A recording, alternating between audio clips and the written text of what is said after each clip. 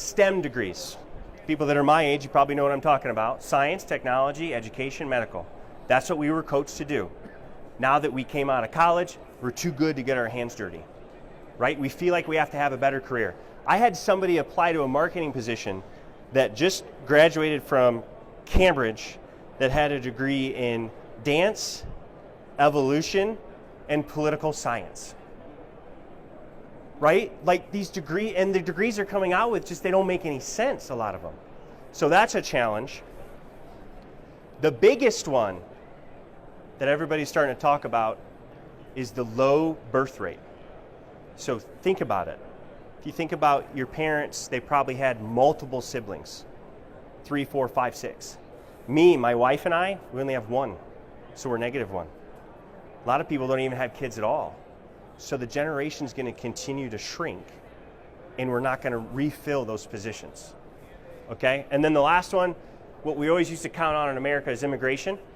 COVID shut that down for a while, and it's not coming back because the rest of the world is having the same problem with their population, the low birth rate replacement. Okay, so what do workers want? This is straight from Gallup Strengths. Okay, and they're a very knowledgeable source. A significant increase in income or benefits. Okay, number 2, greater work-life balance and better personal well-being. Okay, it's easy, right? And the ability to do what they do best. This is what the new generation wants. It's pretty challenging, right? Like these are things that people are investigating that they look at before they apply to your position. So before we kind of worry about how we're going to attract these people and solve these problems, what we want to do first is we want to see how we can get more done with the people that we have. So I'm going to tell you a couple stories about that. So the first story, we had a stone fabricator where he had 5 salespeople. That's one of the top positions that's really hard to fill as a stone fabricator, as a salesperson. He always said his sales team is too busy, and he wanted to hire 6. And I said, whoa, hold on. Let's see what they're actually doing. So I would talk to them, and one thing that's important when you're selling to retail is you want to have strong Google reviews. And all the salespeople said, we're too busy to ask for Google reviews. It's just, we don't have time. So I sat down with the owner and I said, something's weird. They can't be this busy because there's not that much revenue coming in. So I said, give me your phone records. Let me see how many phone calls they're fielding and taking. And this is going to blow your mind. So 5 salespeople, okay, wholesale and resale, or retail, outbound and inbound calls. Guess how much time they were spending on the phone combined over a 90-day average? In one day, they averaged 24 minutes. That's it. 24 minutes on the phone. Now, they weren't being lazy. It was busy work. It was moreware's not set up right. It's paperwork's over here. I'm on vacation, I didn't keep good notes, so I got to dig for this. It's just stuff was everywhere. And let's be honest, salespeople didn't sign up for paperwork. They signed up to sell, okay? So, big word lately, big buzzword, something that we helped integrate, we put in CRM. So we put in a CRM that integrated with, a lot of you in the stone fabrication industry have heard of Moraware. So the Moraware now talks to our CRM. And the result within a couple weeks was incredible. We saved each salesperson 10 to 15 hours a week. Huh? I'm sorry, good question. A CRM stands for Customer Relationship Manager. So if somebody calls, all that information is logged. Any task that needs to follow up is logged to that person. Any deal that they're working that they have to follow up on is logged. So basically it's an organizational tool so that a salesperson doesn't have to dig through emails, doesn't have to know what deal they're working. It's critical for any sales organization. Big corporate companies have it, and now they're the technology. Salesforce is a CRM. So now it's becoming more and more affordable for the smaller businesses. Okay, so something to think about is if you notice a problem like that, the technology is consider that software that you want to think about, right? Can that Moreware, that CRM, help them save time to do what they love to do? Or maybe talk to that consultant. Anyways, next example I want to share. So my insurance agent actually heard that I was giving this talk, and he says, I can't find a customer service representative. I've got, I think he said 5 or 6, but I can't find anybody that wants to do the work. So I asked him, I said, tell me about their day. What are they doing? If you're going to group their tasks, how would you group them? And he came up with 5 categories. And there was one in particular that was called remarketing. It's where you take your, basically your insurance quote and you go out to the market and you remarket it to requote it. But what it is, it doesn't really matter. What's important is that they recognized that each person was spending 60% of their time, 50 to 60% of their time on this one task. And when they're doing this task as customer service people, 15 minutes is how long it takes to get back into the groove from an interruption. So every interruption they had, it took them 15 minutes to get started back up to start doing that task. So I asked him, I said, you've got 6 people that are spending 50% of their time on this task. What if we just picked one of them, sent her home, and said, can you do it all in one day? And that's what happened. So if you do the math, he doesn't need 6 anymore. In fact, he was able to let somebody go if he wanted to, because he took the tasks that they didn't want to do, that they were inefficient with, and gave it to somebody that loved it. Somebody that's home that's like, give me that work, I love to do it, I don't want to be interrupted, I don't want to talk to humans, just let me bang on a computer, right? So think about that in the positions that you're trying to hire for. How can you batch those tasks together and give it to somebody where that's their unique ability? Okay, so let's go back to what workers want. It was a tall order, right? I mean, it's hard to accomplish. But let's compare the first scenario. So we put in a CRM that helps the salespeople keep track of what deals they're working. They gain 10 to 15 hours a week. Now they can sell more. So what's the result of that? Well, let's go over the first one. Significant income increase or increase to benefits. Well, technically they have 10 more hours, so they're selling more. So if they're commission-based, that solves the first one. The second one, greater work-life balance and better personal well-being. Well, we saved them 10 to 15 hours a week. As the owner, they can make the decision, do you want to stay and keep that extra time and use it for your personal well-being? And sometimes they'll do that, okay? Because some people are okay with part-time. And then third, the ability to do what they do best. Salespeople don't want to do paperwork. They want to sell. So the CRM took the paperwork off of them. Same thing for the insurance agent when you think about it.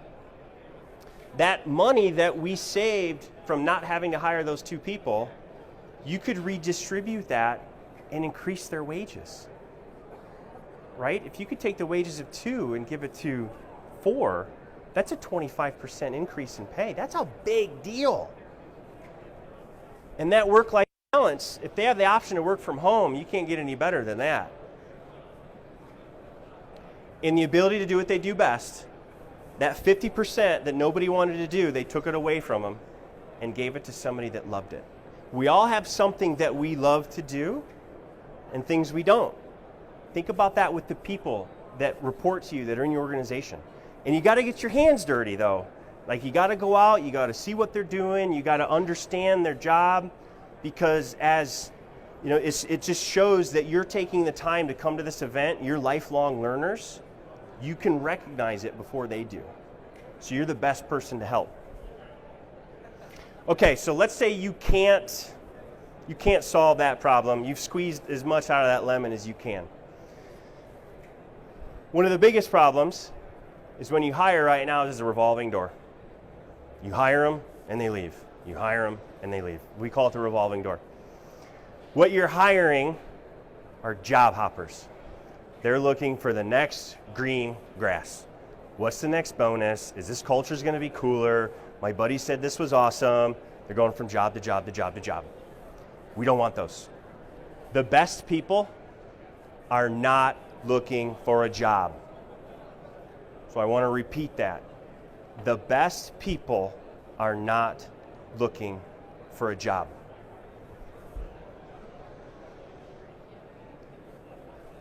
So how do we get a hold of them? Well, before we get a hold of them, I want to talk about the new worker mindset. So in Toledo, Ohio, where I'm from, there's about, I would say, 10 boys that I've just kind of mentored over the last few years that they just feel like the newer generation, they just kind of feel lost. They're on Instagram and they're wondering, why don't I have that Lamborghini like that one guy? Like their sense of purpose, they're just kind of missing.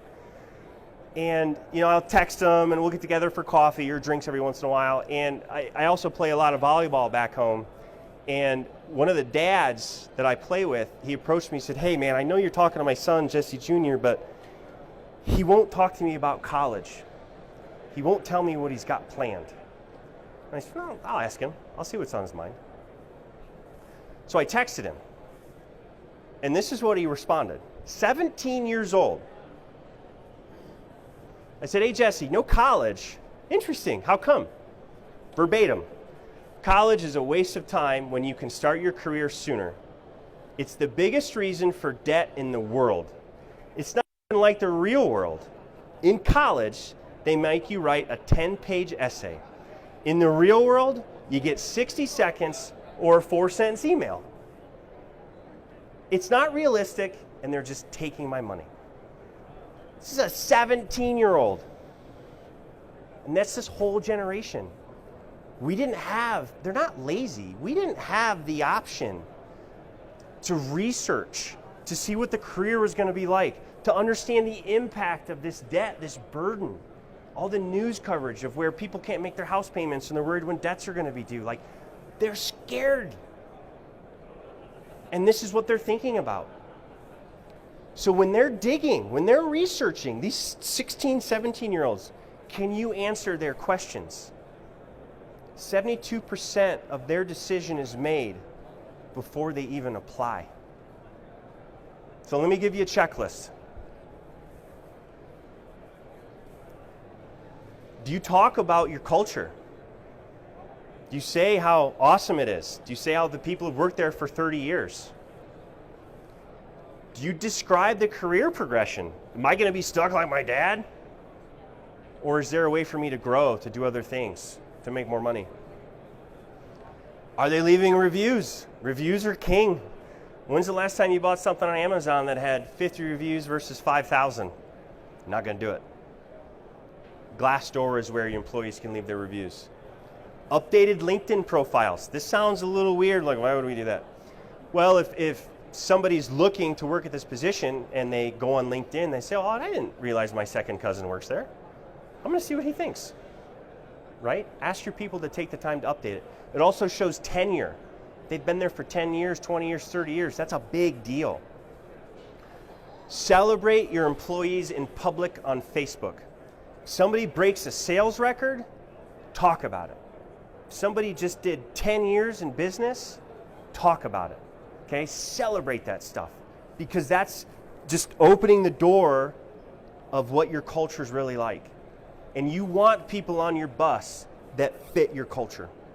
And this is the best way to do it. And then the last, sounds weird, Google reviews, okay? But if your Google reviews suck, people are going to question if you're a good business. Because if you're a crappy business, they don't want to work for you. They want purpose. They want to make a difference in the community. And if your reviews suck, they don't think they can do that. Okay? All right.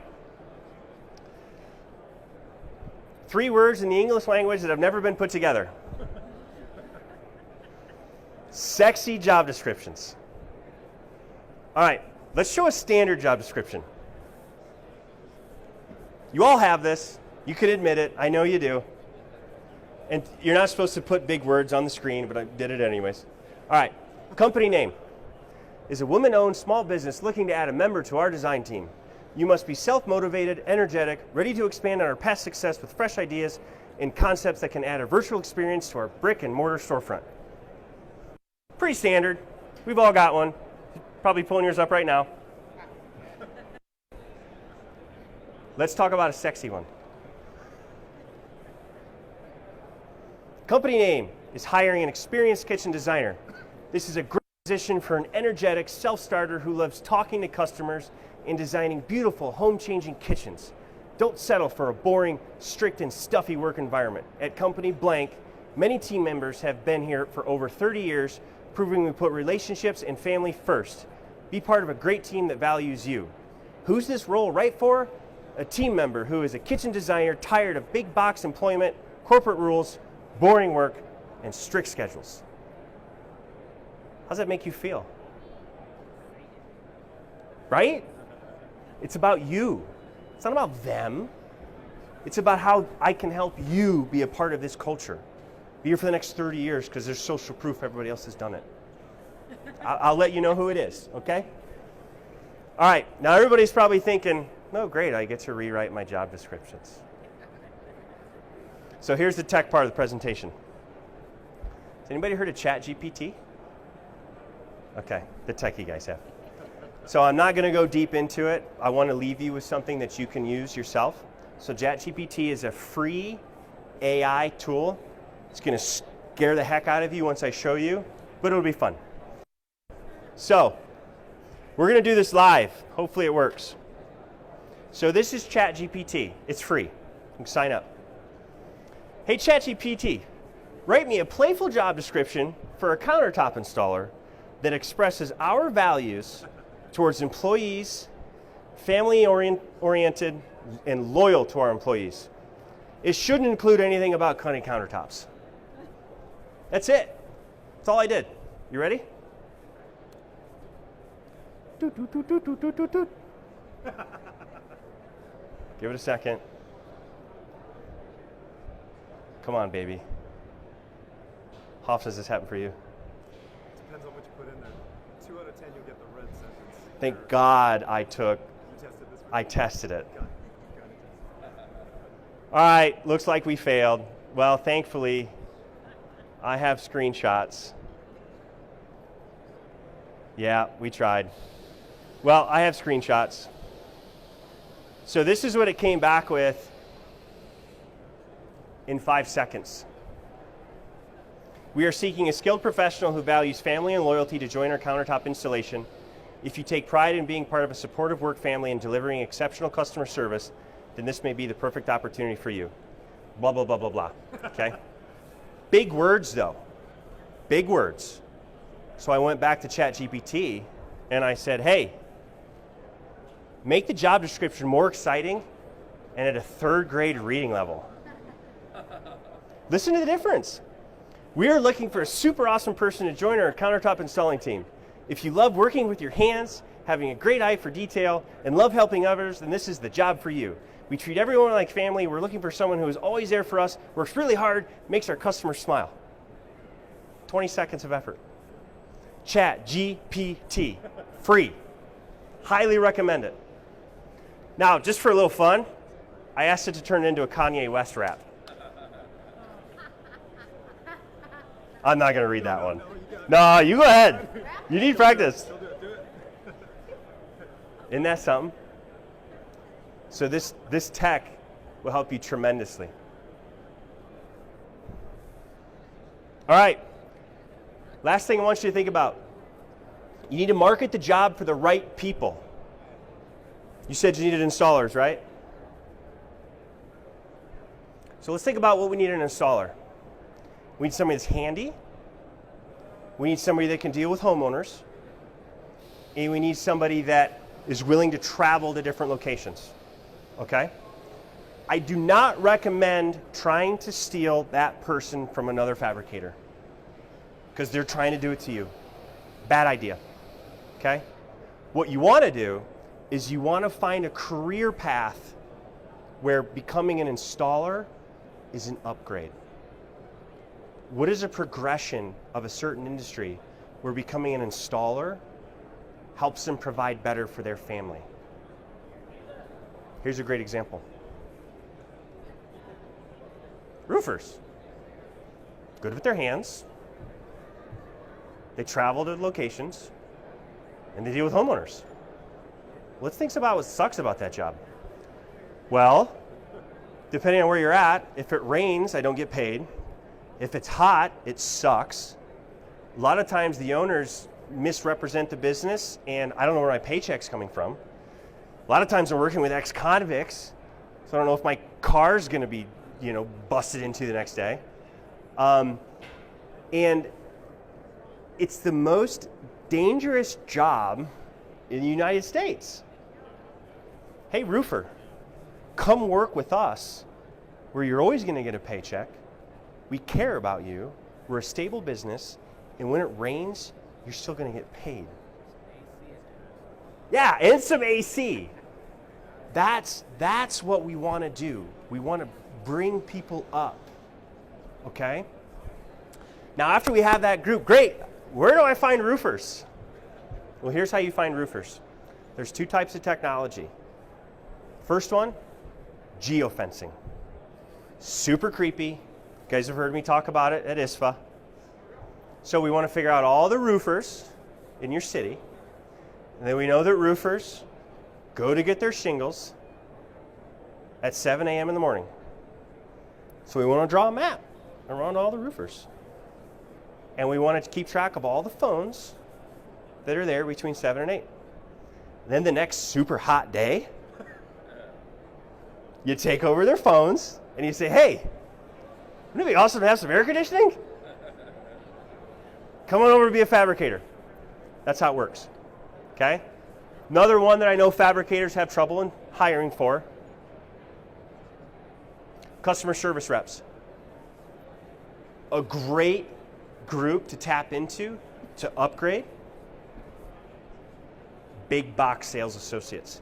People that are tired of just being a number, that can't make any change, that have to learn new software all the time, right? Like those are great places to draw talent from, okay? Facebook is another great technology place to do it. In Facebook, you can target people that like a certain type of, that like DeWalt and hammers and belong to a roofing group. And you can target them super cheap to get them to become an installer. All right. Something I didn't do in my last presentation, everybody asked who Grand Onyx is and what we do, so I promised I'd do it this time. So real quick about us, if you're a fabricator and you want to grow your sales and marketing and you want a hiring system that's been done and proven, we've done it for 10 years, we can help, okay? We've grown businesses by 30% up to 300%. All right, enough about me. If you want to compare yourself to what world-class looks like, so our tagline is building world-class stone fabricators, go to this website and you're going to fill out a questionnaire. It's going to give you a score and it's going to tell you how to get better on your own, okay? What questions can I answer?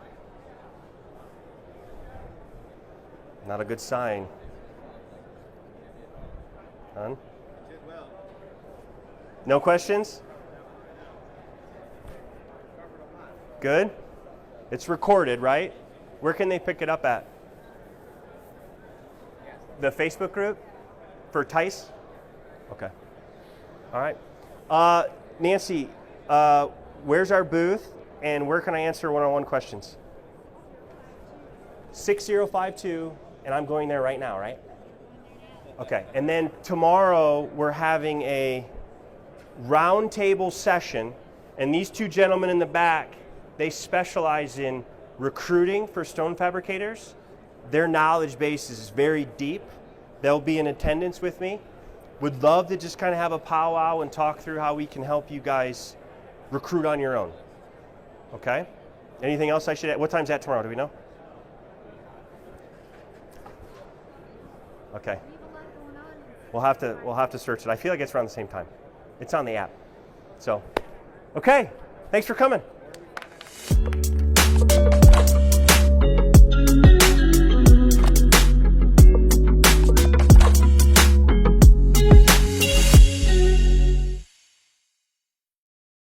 Look, Mom.